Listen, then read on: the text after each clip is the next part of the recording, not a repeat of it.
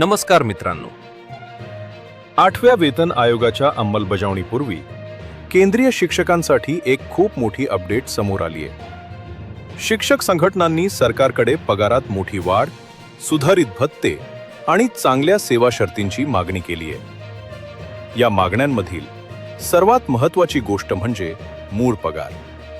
सध्याच्या 7व्या वेतन आयोगातील 2 बिंदू 5.7चा फिटमेंट फॅक्टर थेट 2.62 ते 3.83 पर्यंत वाढवण्याची मागणी आहे. जर हे मान्य झाले तर लेव्हल 6 मधील सुरुवातीच्या शिक्षकांचा मूळ पगार थेट 1,34,500 रुपये प्रति महिना होऊ शकतो.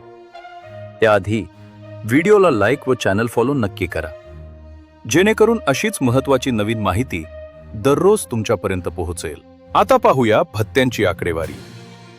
शहरांच्या श्रेणीनुसार घरभाडे भत्ता म्हणजेच HRA 12%, 24% आणि 36% करण्याची मागणी आहे. तर वाहतूक भत्ता किमान 9,000 रुपये प्रति महिना आणि मुलांचा शैक्षणिक भत्ता 7,000 रुपये प्रति मूल करण्याची शिफारस करण्यात आली आहे. याशिवाय आधुनिक काळाची गरज ओळखून दरमहा 2,000 रुपयांच्या डिजिटल भत्त्याची नवीन मागणी जोडण्यात आली आहे.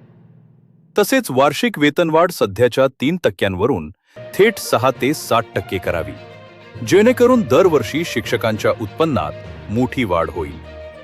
सेवा शर्तींबद्दल बोलायचं झाले तर वर्षाला 14 नैमित्तिक, 30 अर्जित आणि 20 वैद्यकीय रजांसह निवृत्तीच्या वेळी तब्बल 400 दिवसांच्या रजांचे रोखीकरण मिळावे अशी मागणी आहे. सोबतच नोकरीच्या सुरुवातीला 1.5 लाख रुपयांचे लॅपटॉप ॲडव्हान्स देण्याचीही विनंती करण्यात आली आहे. लक्षात घ्या, या शिक्षक संघटनांच्या प्रमुख मागण्या आहेत. आता सरकार यावर अंतिम शिक्कामोर्तब कधी करणार याकडे सर्वांचे लक्ष लागले आहे. अशाच महत्त्वपूर्ण अपडेटसाठी चॅनलला लाईक आणि सबस्क्राईब नक्की करा. धन्यवाद.